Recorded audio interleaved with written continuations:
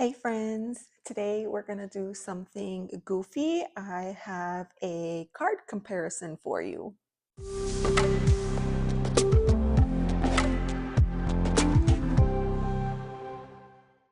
Today I have a card comparison where I am going to be showing you two sets of decks. Now, this is my mini RWS. I think it's called Tiny Waite. So you could see that it's super teeny tiny. And I thought I would compare this with my new tarot charms. So let's get into it. We're going to start here with the Fool.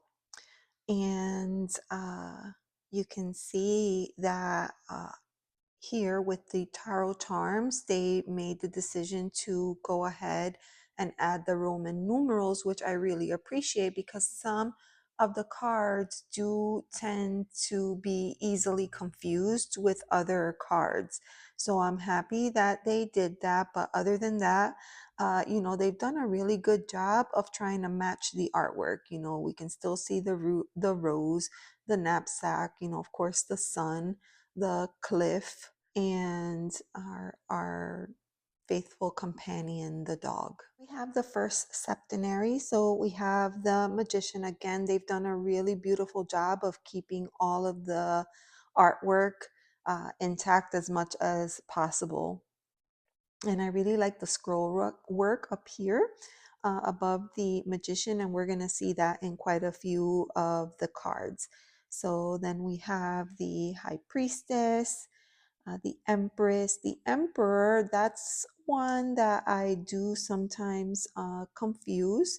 So I do have to do a bit of a double take in order to take a look when I'm working with the tiles and not confuse it with the King of Pentacles.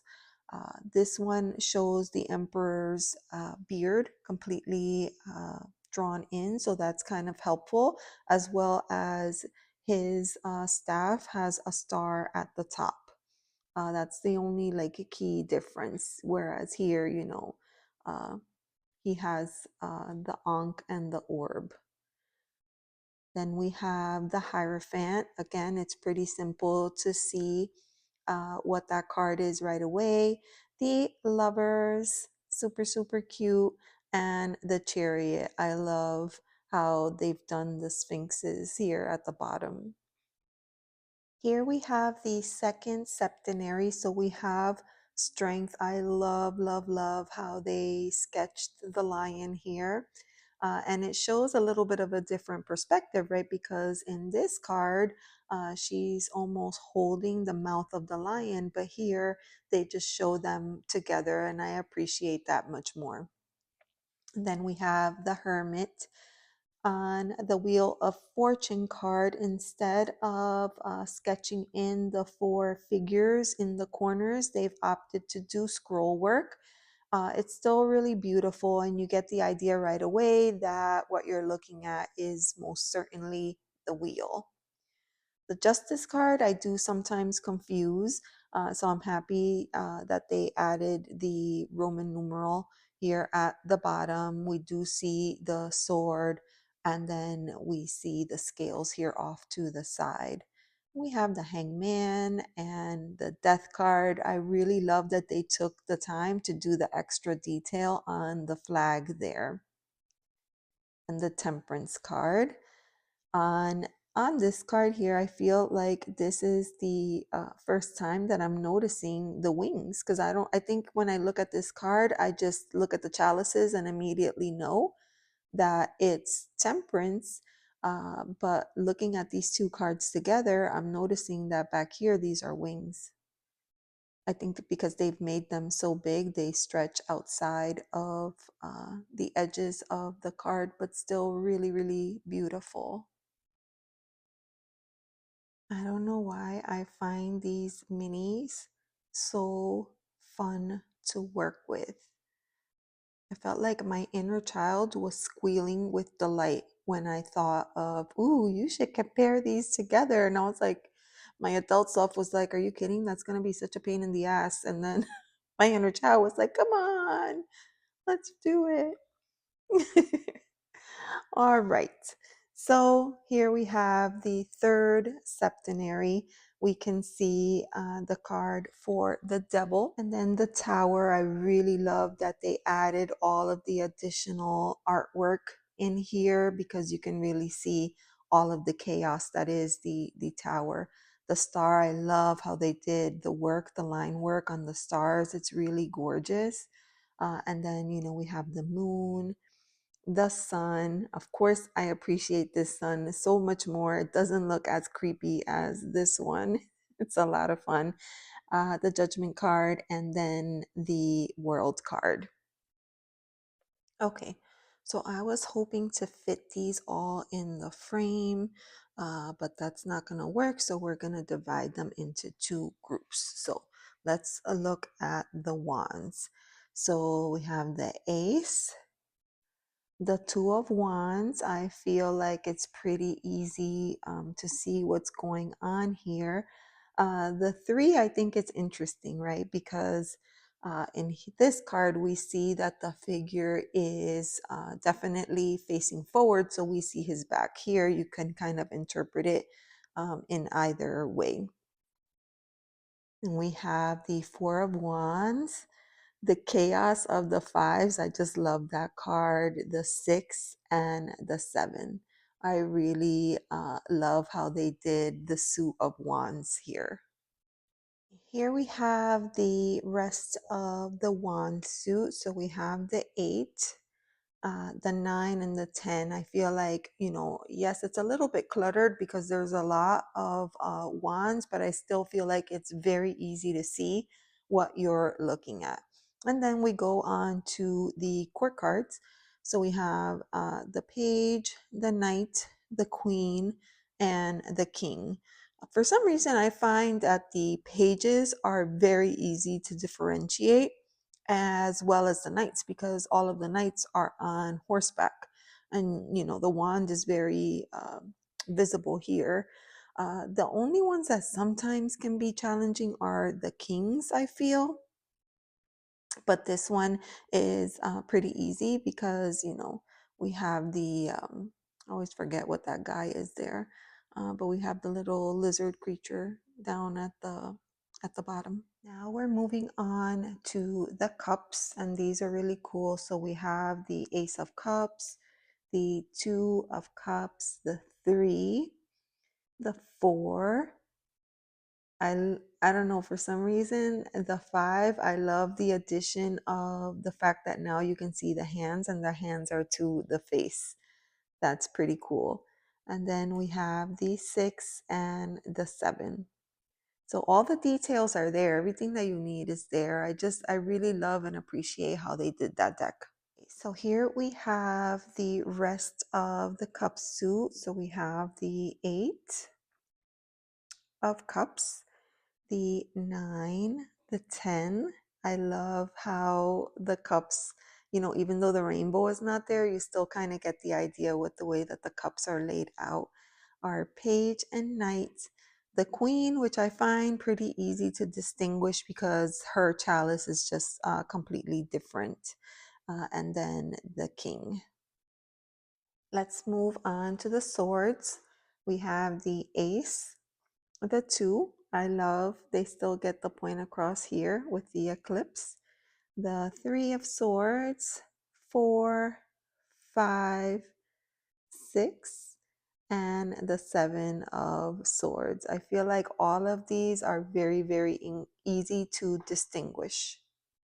And now for the rest of the sword suit. So we have the 8, and I like that they added the bondage. I mean, you could clearly see that there's bondage on that figure as well as a blindfold.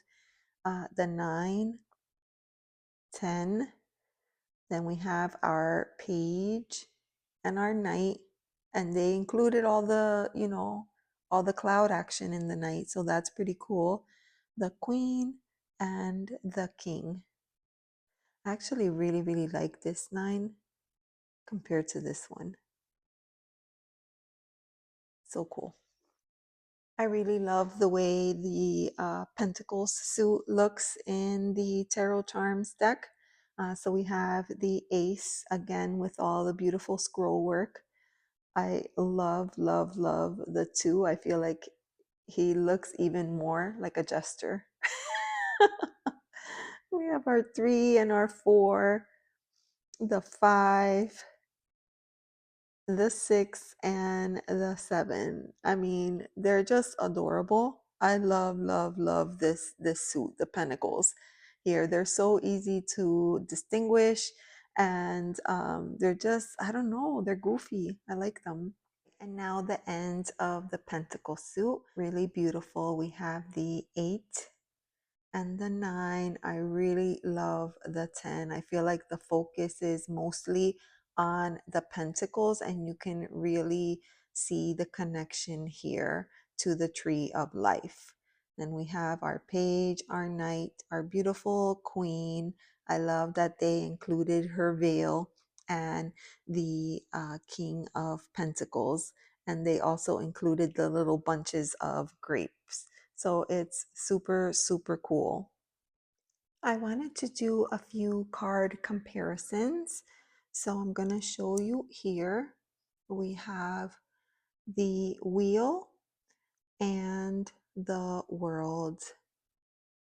And I just wanted to show these because in this card, they opted to draw in the 4 figures so you can clearly see the person and then the bird, the lion, and the bull. But on this one, they didn't do it. And maybe they thought it might be confusing, but I just thought it was interesting.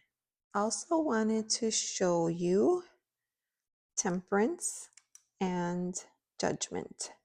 So you can see on this angel, we can see the wings clearly. And then on this angel, they really like blew up the wings and they're super big and then they go outside. I feel like these wings for me are easier to see and recognize than these, but I just thought it was a little different and I wanted to share that. Here I'm going to show you the 2 of Cups and then the Lovers. So you can see the differences. And then the Devil card. I feel like it's very clear, especially when you look at them like this, because here, I forget this symbol, my God, caduceus. I may be making up words at this point, but you can clearly see it here, right? And then the Lover's card shows the angel. In fact, again, I'm just realizing those are wings. I didn't realize that before. And then we have the devil. So hold on, let me remove these 2 and let's go back to our wings.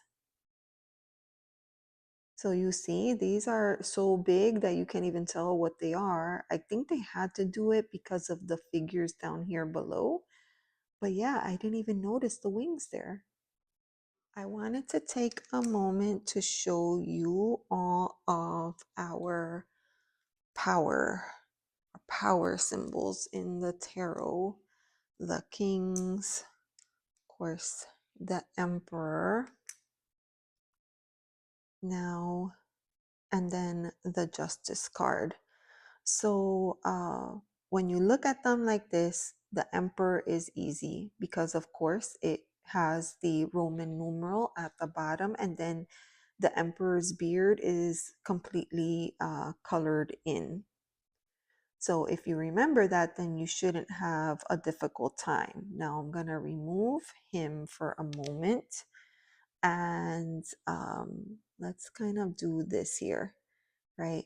So you could see sometimes when I'm looking at these, I mix them up because both of the figures are facing forward, right? So we see the sword and, but here we see the scales. Here, I want to take a moment to show these 3 figures together because at first glance, they kind of look pretty similar. So you do have to be really familiar with the RWS in order not to confuse them because justice is labeled, but the others are not. Now I'm going to remove the Queen and show you the Kings. Actually, we can remove the Justice card. But you can see when you look at the Kings, they're pretty easy to tell apart in terms of what king we're looking at. In fact, I'm gonna pair the Queens real quick. And there they are. Overall, a very lovely set of charms, very easy to work with. Just a few that sometimes are a bit confusing, but eventually you do, like the more you use them, the easier it becomes to differentiate, you know, as with anything else. I think they're just a lot of fun because of their size and I feel like with these charms, it's a tactile experience, right? So they're just a lot of fun. So, anyways, I hope you enjoyed this comparison of the Tiny Waite and the Charm Cast Tarot set.